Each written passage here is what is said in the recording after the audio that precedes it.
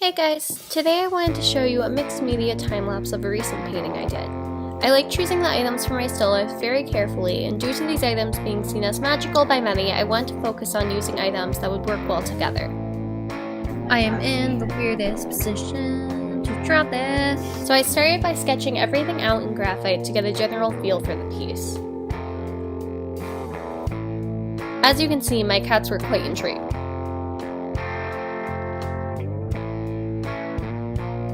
It took a while to get all the details out, but this made it a lot easier to add color and texture to it later on. I tend to struggle with making distinct line choices when I draw, but the only thing that'll fix that is more and more practice. I tend to use a light hand at first and then apply a little more pressure as I go to get a feel for each item.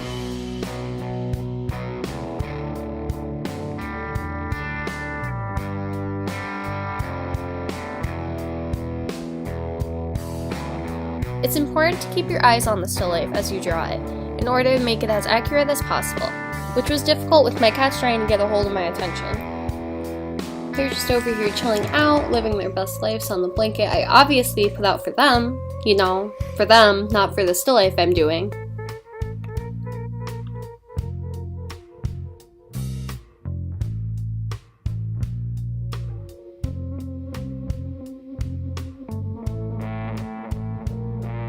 The most time-consuming part of this was probably the abalone shell. Once I got this drawn out, I began adding the shadows in with a brush-tipped marker.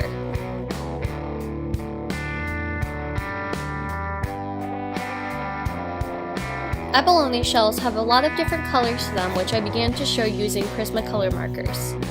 I think that these shells are honestly quite beautiful, and they have an interesting characteristic to them.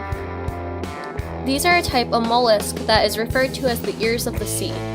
They are known for being durable and were once even used as a form of currency by Native American tribes such as the Chumash. So they're actually pretty interesting shells.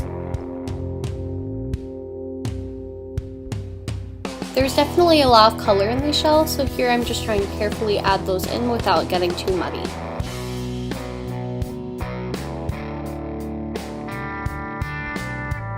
So once I had all of the darker shades in, I went in with some watercolor to add in some highlights and give the shell its shine.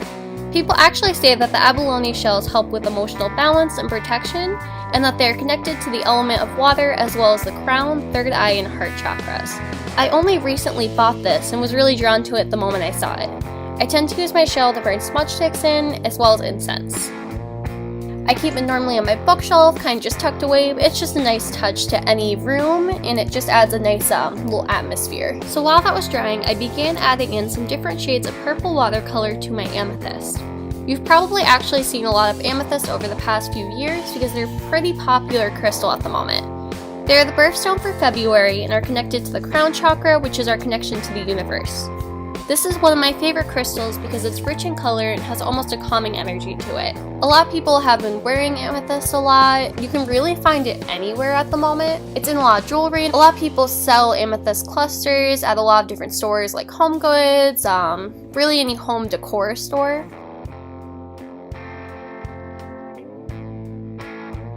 Yeah, so next we have an emerald and some pieces of black tourmaline. So I used mainly my black pen and Prismacolor markers for the emerald, but I ended up adding in some watercolor and white charcoal for the highlights.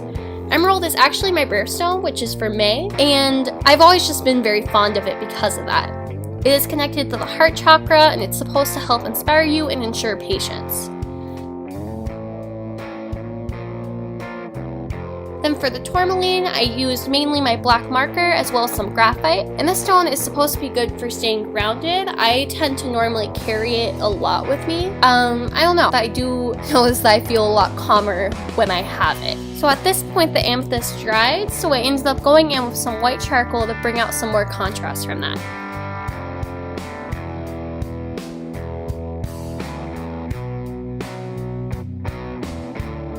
I then did the same for the abalone shell, while Arcane decided to sniff the amethyst for some reason. I don't know what to tell you. My cats are weird.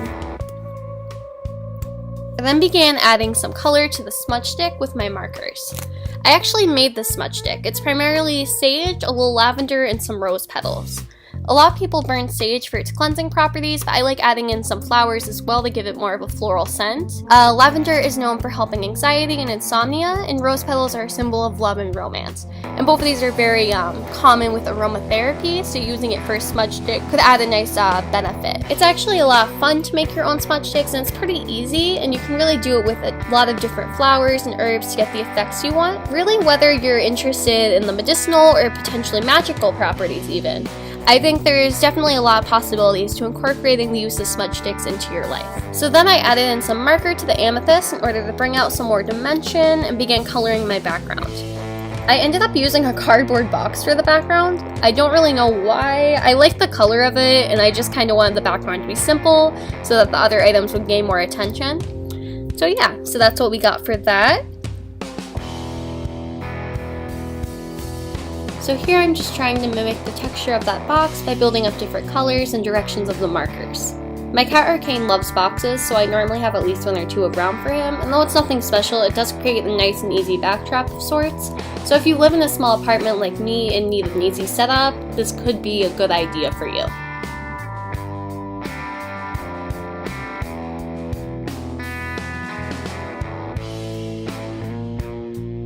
Then with some white paint, I added in some more highlights to the amethyst. Another fun fact about this stone is that Leonardo da Vinci believed that amethyst had the power to control evil thoughts, to quicken intelligence, and to make men shrewd in business matters, which is pretty odd, but interesting nonetheless.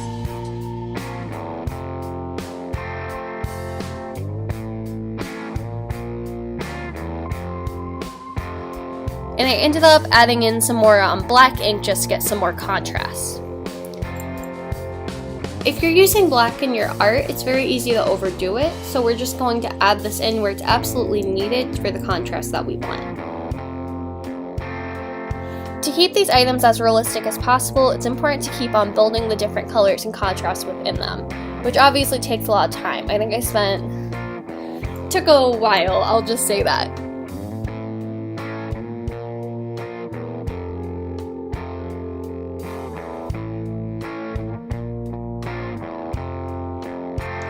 So I'm just adding in some more contrast to the other crystals and shells with my brush tipped marker, white paint, and white charcoal, so I can mimic the texture of each object the best I could.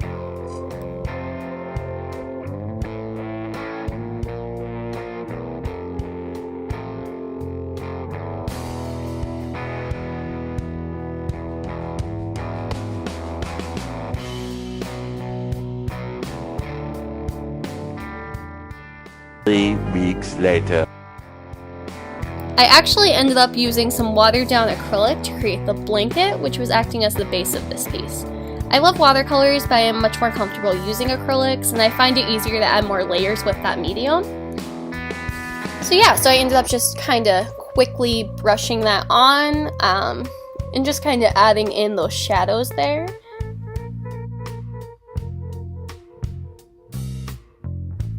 This does take a while to build up, but the important thing is to use a light hand and short brush strokes for a texture such as this. I did up the contrast quite a bit to really show the depth and texture of this how I liked it.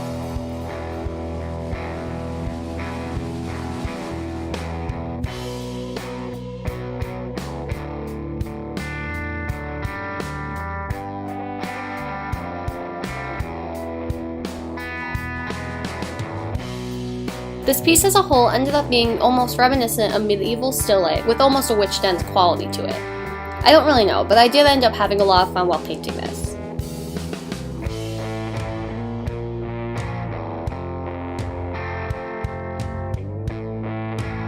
I think that once you go to art school, it is hard to really get back into painting for fun and for yourself, but I think it's really important to make time for this, and I'm glad I was able to set aside some time to do this piece.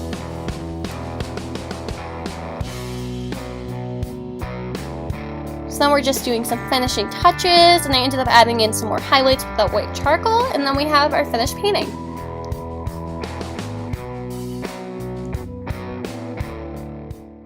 Eventually. So that's how it turned out, and I'm honestly pretty proud of this piece. Remember that you always need to sign your pieces, whether it's the best painting you've ever done or something you're not so proud of. You gotta take ownership of what you're doing so that you can better improve yourself as an artist. I hope you enjoyed today's video. If you'd like to see more content, please hit subscribe.